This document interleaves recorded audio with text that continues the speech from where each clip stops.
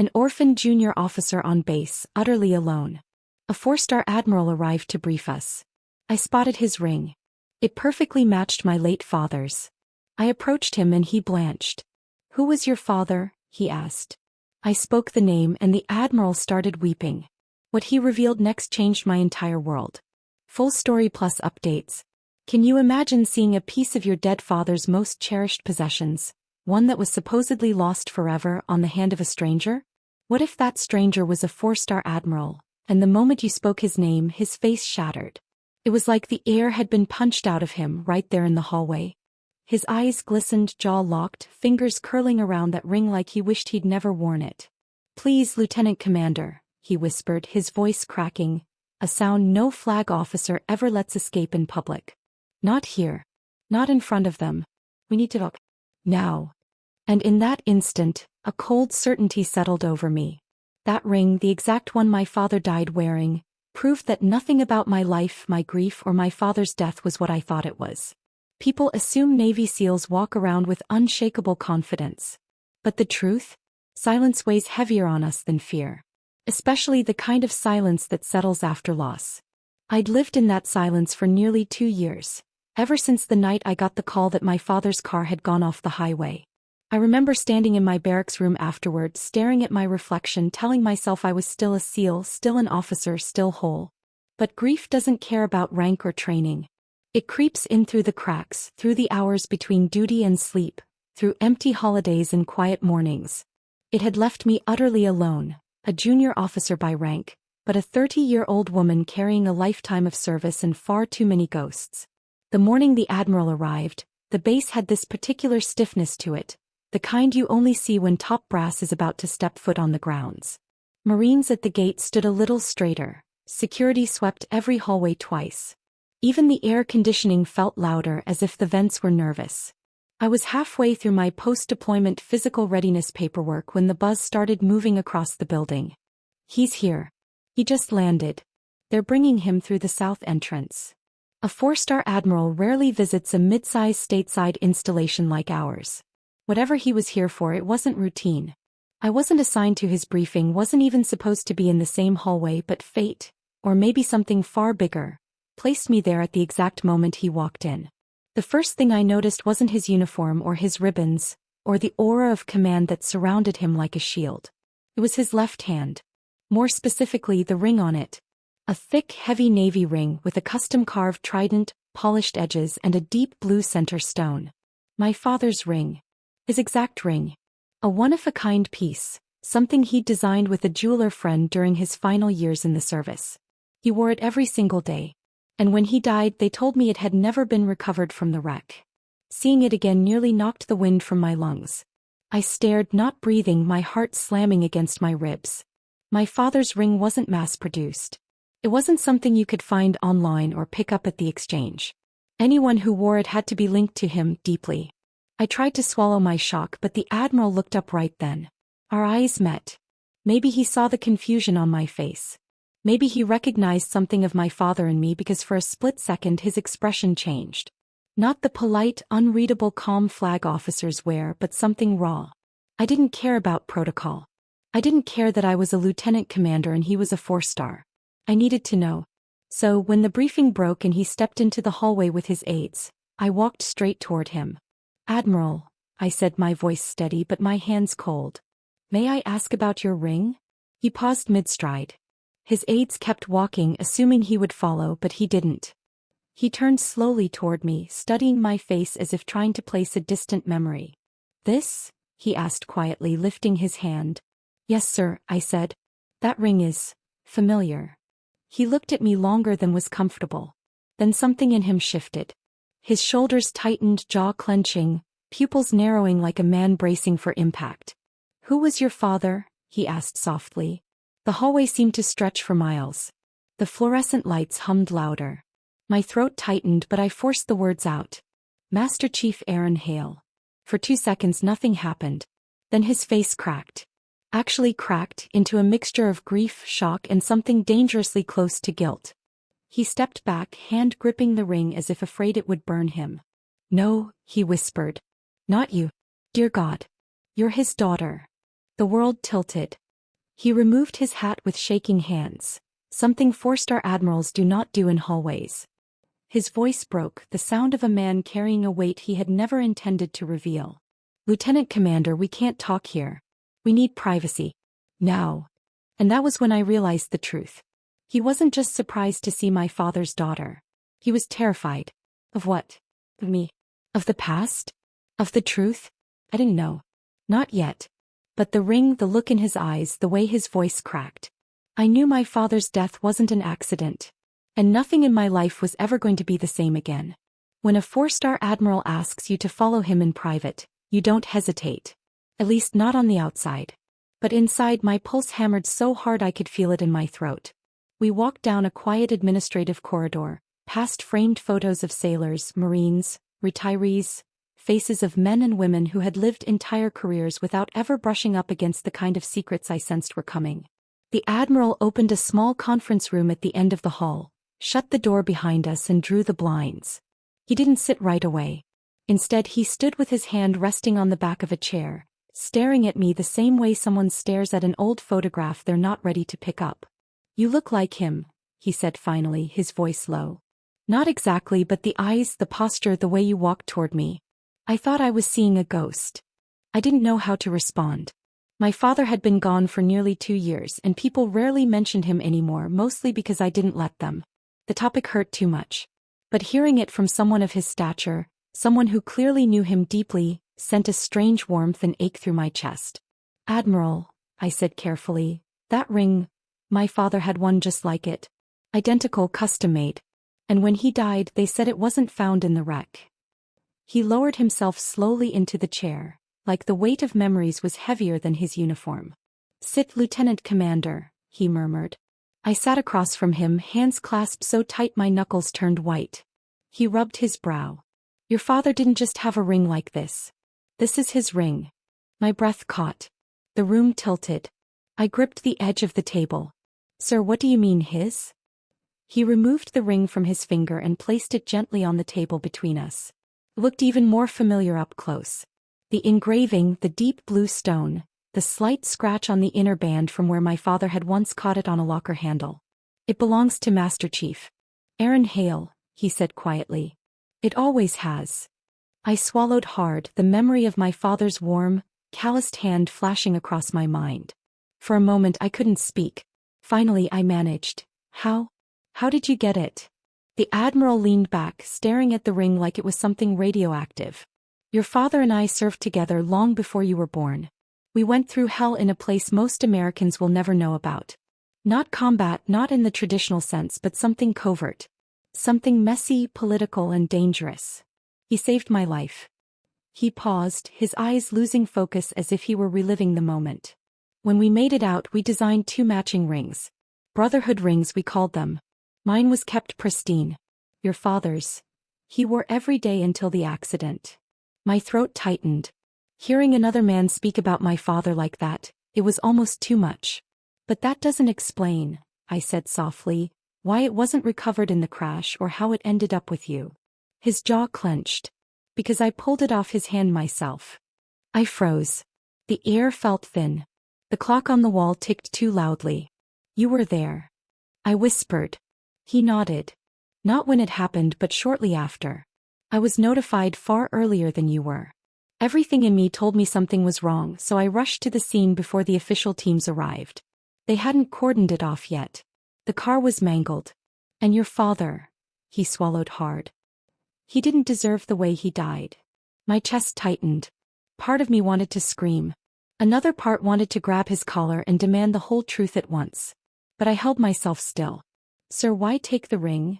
I managed. He rubbed his temples, exhaling shakily. "Because I intended to give it to you. But when I saw the condition of the investigation, the sloppiness, the quick dismissal, the push to label it an accident, I realized something wasn't right. And I feared if the ring was found, it might disappear into evidence and never make its way back to you. So I took it. It was wrong, but I thought I was protecting his legacy." I pressed a hand against my sternum, steadying my breath. It felt like someone had ripped open a sealed wound I'd spent 2 years pretending didn't exist. "Sir, that accident was investigated. NC has closed the case." He looked up sharply. Closed it because someone wanted it closed. My heartbeat kicked into another gear. Someone wanted it closed. Someone didn't want questions asked.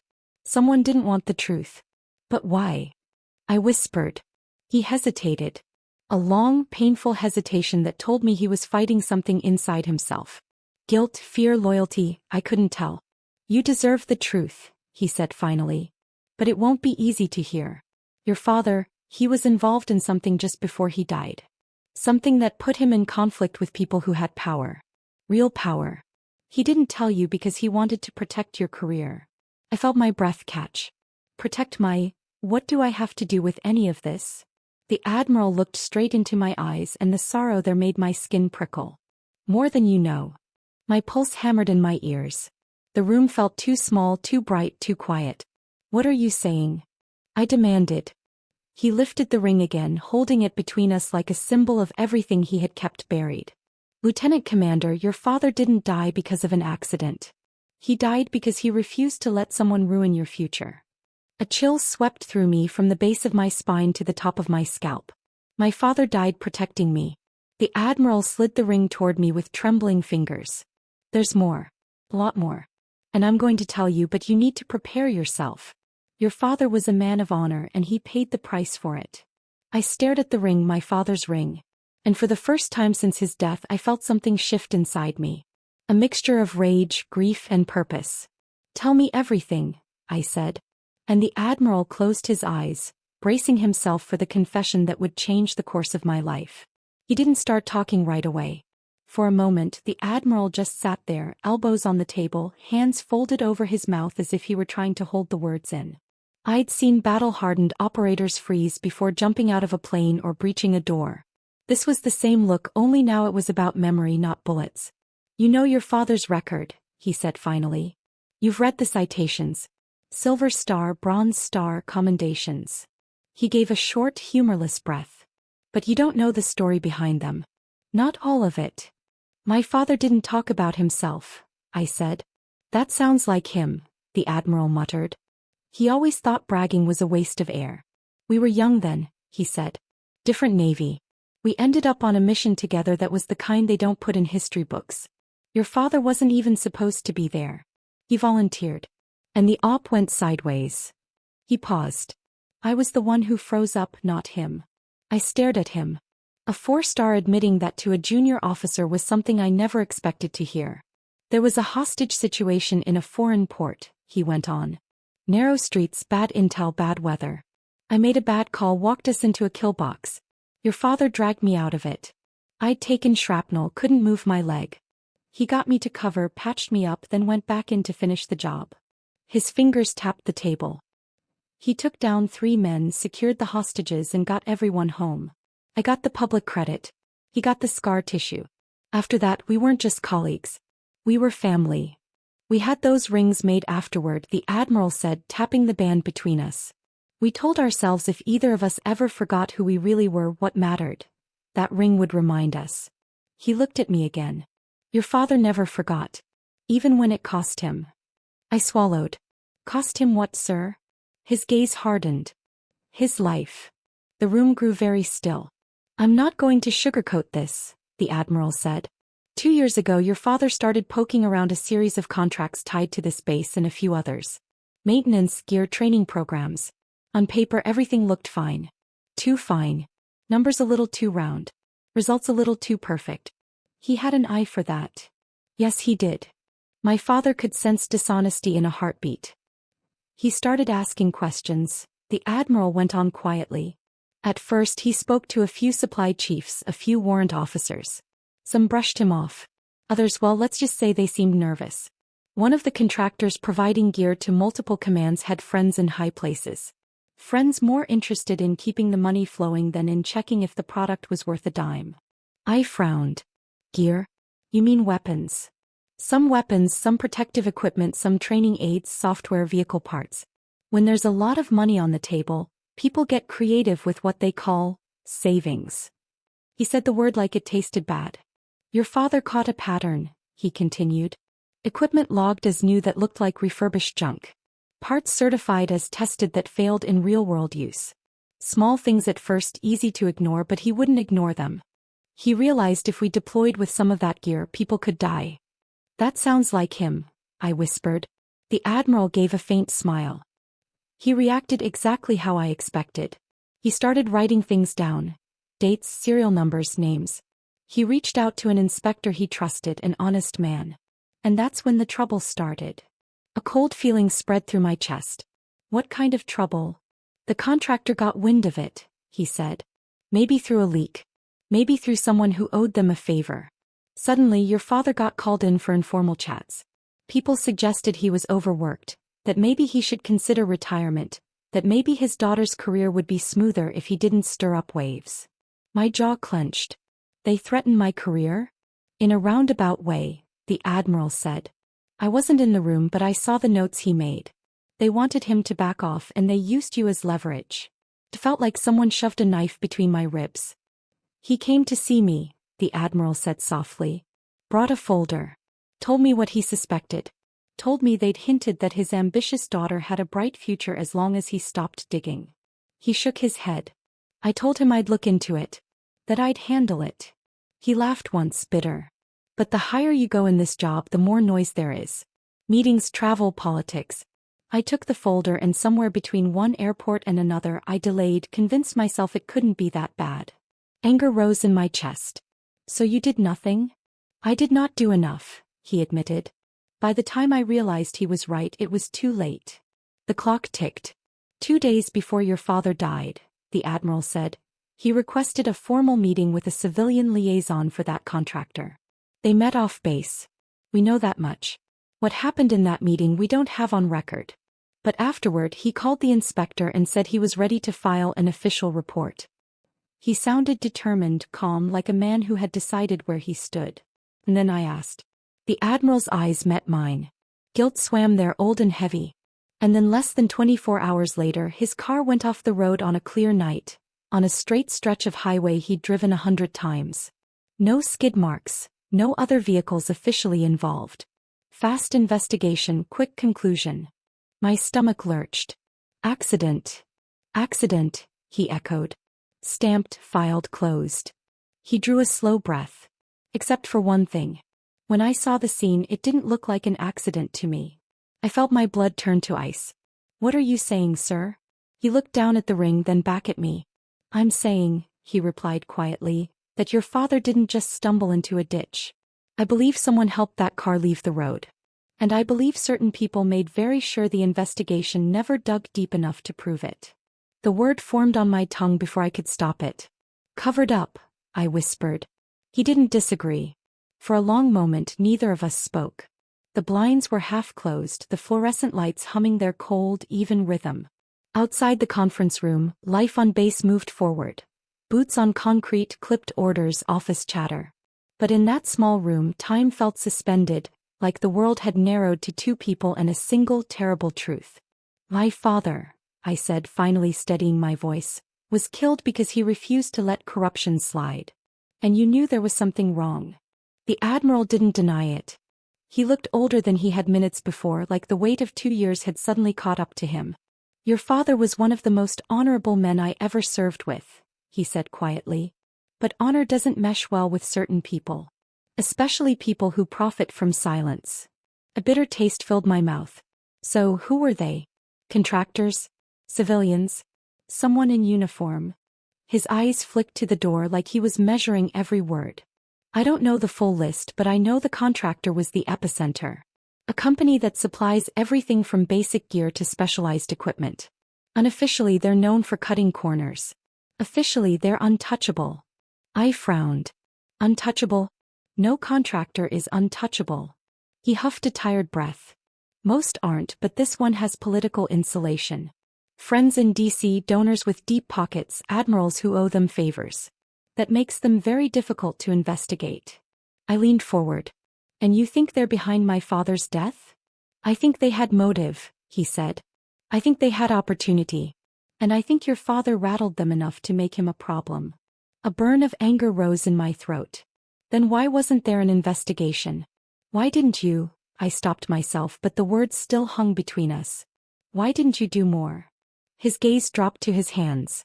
He clenched them, unclenched them like someone trying to warm numb fingers. When I arrived at the crash site, the local sheriff's department was already there. They weren't thrilled to see a flag officer, and they made it clear they had no intention of questioning their assessment. "That's unusual," I muttered. "It was more than unusual," he said. "It was rehearsed." They kept repeating single vehicle accident, no signs of foul play, before anyone even checked the car. Before anyone examined the undercarriage. Before anyone questioned why a man who never drank, never sped, and never drove without a seatbelt just lost control on a dry, empty road. My jaw tightened. They were planting the narrative. He nodded grimly. "Exactly. And NCs.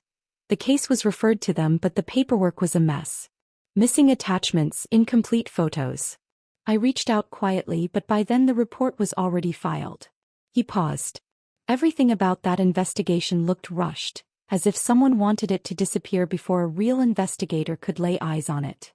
My chest felt tight-hot. "And you still waited 2 years to tell me?" "I was wrong," he said immediately. He didn't defend himself. Didn't hide behind rank. "I thought maybe I was seeing ghosts. Maybe I was projecting guilt from that old mission onto something that was simply a tragedy." His voice cracked slightly. "But the ring, the moment you saw it, the way you reacted. I knew I couldn't stay silent anymore." I stared at the ring. My father's ring. The one thing that should have been returned to me. The one thing that shouldn't have been missing from the wreck. Suddenly, everything snapped into sharper focus. "Someone removed the ring," I whispered. "Someone wanted it gone." "And someone wanted the truth buried," he replied. For a moment my grief, quiet, cold, familiar, morphed into something new, anger. Real, searing anger. The kind that made the air feel sharp in my lungs. The kind that made my hands shake with purpose rather than pain. "So what now?" I asked. "We just sit on this?" The Admiral's eyes hardened with something like resolve. "No, we're not sitting on anything. But we have to be smart. This isn't a fight you win by throwing punches. This is a fight you win by pulling the right threads." "I'm listening," I said. He gestured toward a binder he'd brought with him, one I hadn't even noticed until now. Thick, heavy, worn from use. "Your father kept copies," he said. "Everything he gathered. He was meticulous, detailed, precise. He expected resistance. He knew people might try to twist his words or bury his findings, so he backed them up." A warmth of pride and sorrow filled my chest. That was who he was. He never walked into a battle unprepared. The Admiral opened the binder, revealing pages of notes in my father's handwriting. Serial numbers, purchase orders, photographs of damaged gear, names, dates, conversations recorded in shorthand. My breath caught. His handwriting, his meticulous, blocky letters. It felt like he was in the room with us. "He left this with me 2 years ago," the Admiral said. "Told me if anything happened to him, I needed to find you." I blinked hard. "He planned for this?" I whispered. "He suspected," the Admiral corrected gently. "Your father believed in the system. He believed if he presented the problem clearly, someone would listen. And no one did." The Admiral closed the binder slowly. I didn't. Not soon enough. Silence settled again, thick, suffocating, full of the unspoken truth between us. "You want the truth," he said. "You want justice. I can help you, but this won't be simple and it won't be clean." "I grew up with a Master Chief," I said quietly. "Nothing about life is simple or clean." He gave the smallest nod. "Then we start with this." He slid the binder toward me. "Your father's notes, his timeline, his evidence. You need to study it, understand it. And then we go to the Inspector General." I felt something shift inside me then. A steady, grounding force. The grief that had weighed on me for years was still there, yes. But now it pulsed with direction, with purpose. For the first time since his death, I had something resembling solid ground beneath my feet. I touched the binder. My voice was steady. "If he died protecting the truth, then I'll finish what he started." The Admiral's jaw tightened with solemn approval. "Then brace yourself, Lieutenant Commander, because once we start this, there's no turning back." I don't know how long I sat there with the binder in front of me. Minutes, an hour. Time felt like it was dripping rather than moving, each second sinking deeper into the space between grief and purpose. The Admiral waited in silence, hands folded, eyes lowered, giving me room to breathe or maybe giving himself the same. Finally, I opened the binder. The first page wasn't notes or reports. It was a picture, a photo I'd never seen. My father, younger, standing beside the Admiral on some dusty foreign road.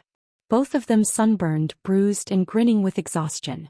Arms slung around each other's shoulders, camouflage faded from wear, gasoline stains on their sleeves. That kind of grin only existed between people who survived something together. My throat tightened. The Admiral watched me quietly. "He kept that photo," he said. "Always." I flipped the page. Beneath the photo were my father's unmistakable handwriting, the letters sharp and deliberate. "For my daughter if she ever needs the truth." A shiver passed through me. He'd known. Not what would happen but that something might, and he prepared for it. I turned to the next section. Rows of serial numbers paired with notes about training accidents, malfunctions, near-fatal failures. He documented each incident, the dates, the exact equipment used, the connection to the same contractor. "This is enough to raise questions," I said quietly. "Enough for an inquiry but not enough to prove murder." The Admiral nodded. "No, but it's enough to show motive." And motive mattered. I kept flipping through pages. Photos of cracked gear, shattered components that shouldn't have shattered, communication devices that had been tested and documented as fully operational despite obvious defects. Eventually, halfway through the binder, I reached a single sheet of paper, thicker, older, folded once. I unfolded it carefully. It was a letter in my father's handwriting. The date at the top was the day before he died. I glanced at the Admiral. "Did you read this?" He nodded once, regret shadowing his expression. I wasn't sure if I had the right, but I suspected it might help you someday. I took a breath and began reading. "If you're reading this, something has gone wrong. I hope I'm wrong. God, I hope so. But just in case, there's something I need you to know. They threatened you." My hands trembled. I forced myself to keep reading. "Not directly. They're too smart for that. But they made it clear your future depended on my silence. They want the contract. They want the money. They want men in uniform to keep quiet and fall in line." My chest grew tight. "I would rather die than let them touch your career. So I'm choosing to move forward anyway. Not because I'm brave, but because I raised you to become better than me. And that means standing up even when it costs you. If anything happens, don't blame yourself. Don't let them break you. And don't let the truth die with me. You're my greatest pride. Live with honor. Finish what I started. Dad." The final word felt like a weight pressed against my heart. That. A title bigger than any rank, one I hadn't heard in too long. I lowered the letter, slowly wiping my eyes with the back of my hand. The Admiral looked away, giving me a moment. "He wrote that for me," I whispered. "He trusted you," the Admiral said gently. "He believed you'd carry on what he couldn't." I swallowed the grief, sharp and raw, but edged with something steadier now, determination. "But there's still one thing I don't understand," I said. "If he had all this evidence, these notes, this letter, why didn't he bring it straight to you sooner, or to NC? Why meet with that contractor alone?" The Admiral let out a breath that sounded like it had been trapped inside him for years. "Because he thought he could reason with them," he said. "Your father always tried to give people a chance to do the right thing. He believed in the system. He believed in integrity. And he believed if he confronted someone face to face, they'd feel the responsibility of their actions." I shook my head. "That was naive." "No," the Admiral said firmly. "That was who he was. He believed courage meant standing in front of a man and telling him the truth directly. And he did. But the people he confronted weren't men of honor. And that got him killed." The Admiral didn't argue.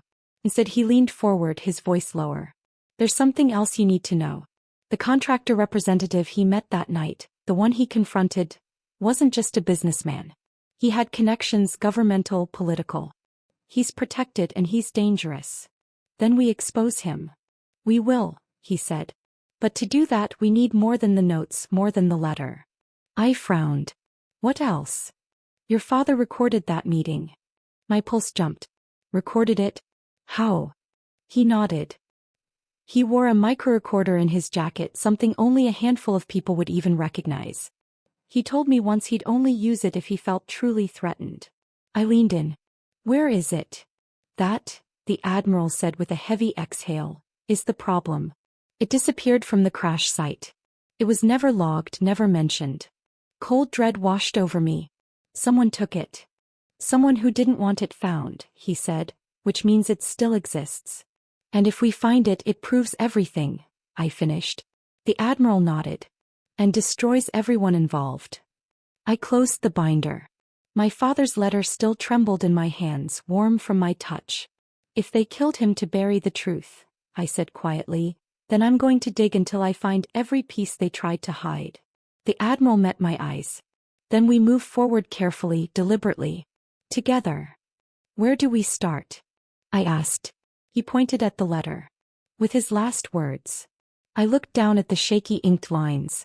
The final message from the man who raised me, protected me, and ultimately gave his life for me. Finish what I started. My resolve settled like steel. I will, I whispered. I swear it. The days that followed felt like walking through fog. Thick, quiet, tense. Yet every step was deliberate. I carried my father's binder everywhere with me, tucked in a plain black laptop sleeve, so it looked like nothing more than routine paperwork. In truth, it was a bomb, a silent, heavy device filled with fuses. Each page another spark waiting to ignite. The Admiral and I didn't meet openly again for a while. Instead, he arranged small windows of time under the guise of routine administrative tasks. 5 minutes in a hallway, a quick stop outside logistics, a folded note left inside a sealed envelope. He was cautious, methodical, and I followed his lead. This kind of corruption doesn't crumble when you shout at it, he said one morning as we crossed paths near the quarterdeck. It crumbles when you build pressure quietly until the people holding it up feel the walls shift beneath them. I understood. Revenge is loud. Justice is patient. And justice would be louder in the end. The first step was recreating my father's trail. Every signature, every witness, every flawed piece of gear. I started by interviewing sailors and chiefs who had logged complaints about equipment failures over the past 3 years. Most didn't think much of it at the time. They chalked it up to old stock, rough handling, or coincidence.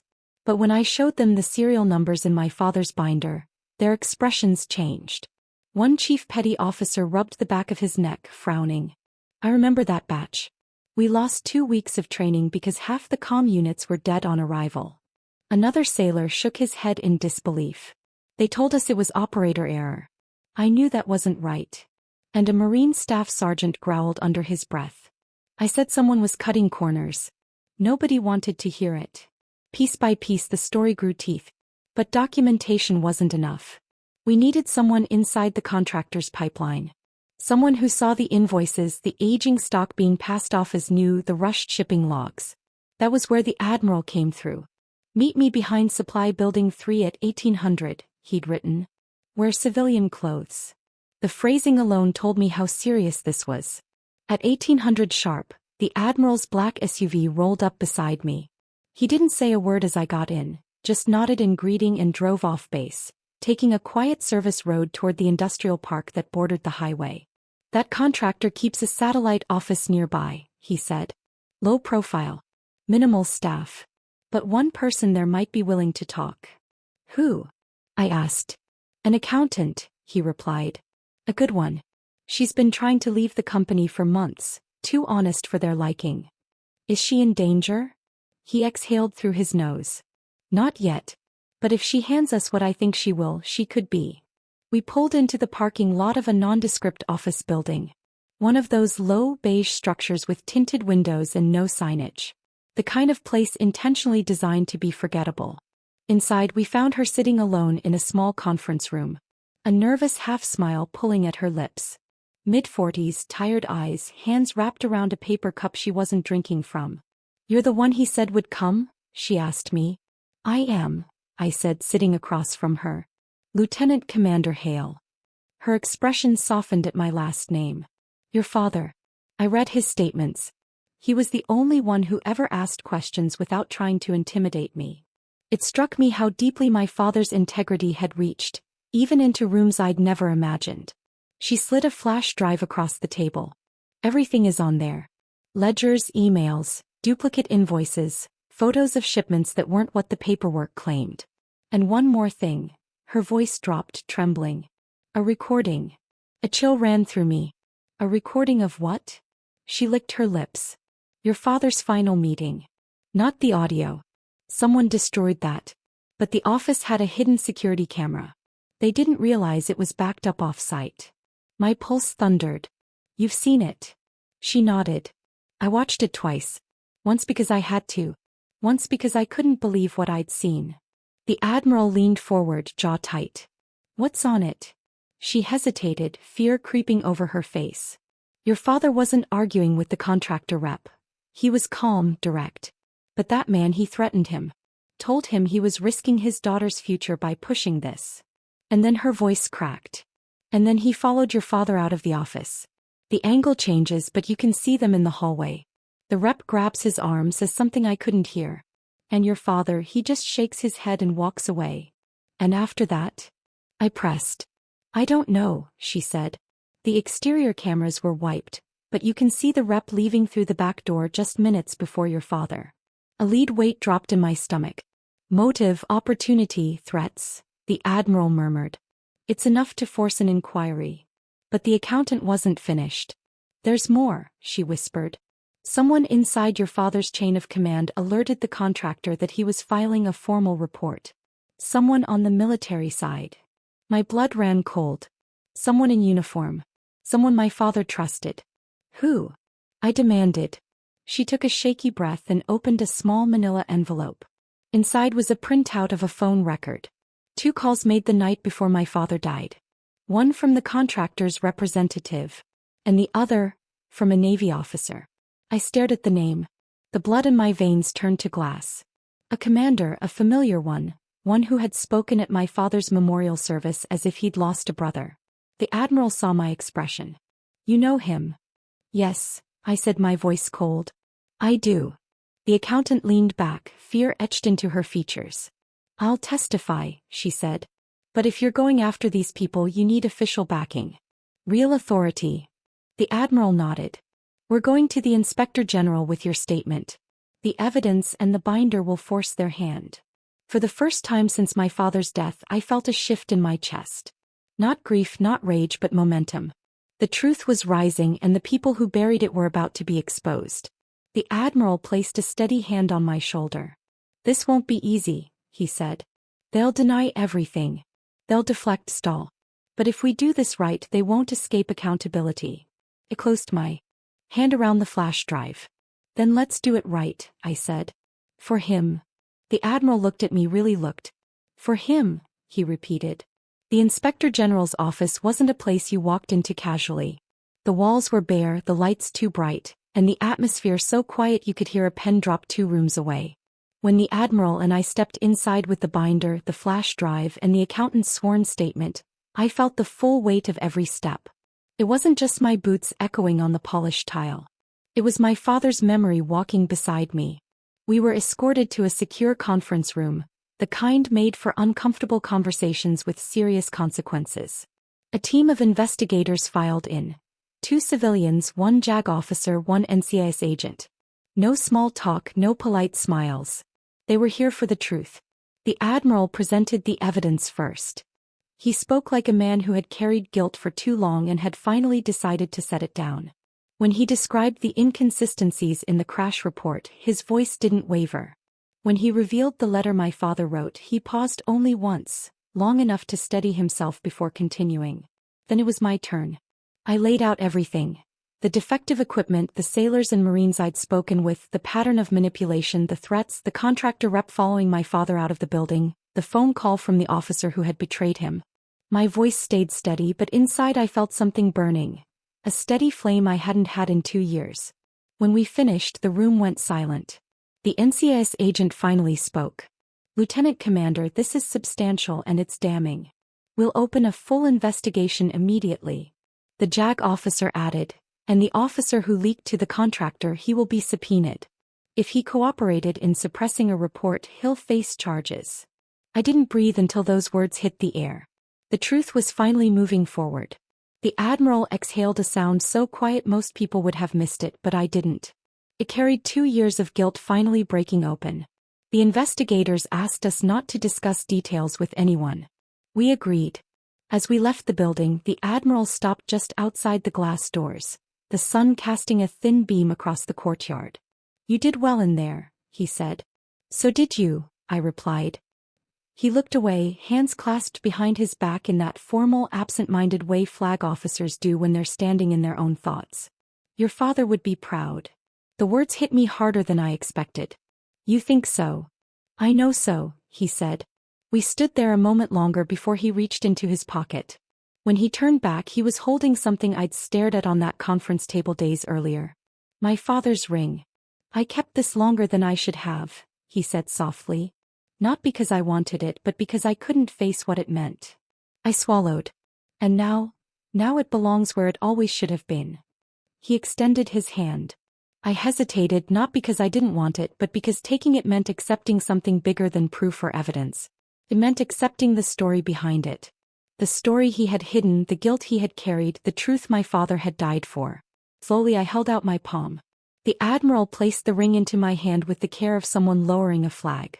The gold felt warm, solid, alive. I curled my fingers around it.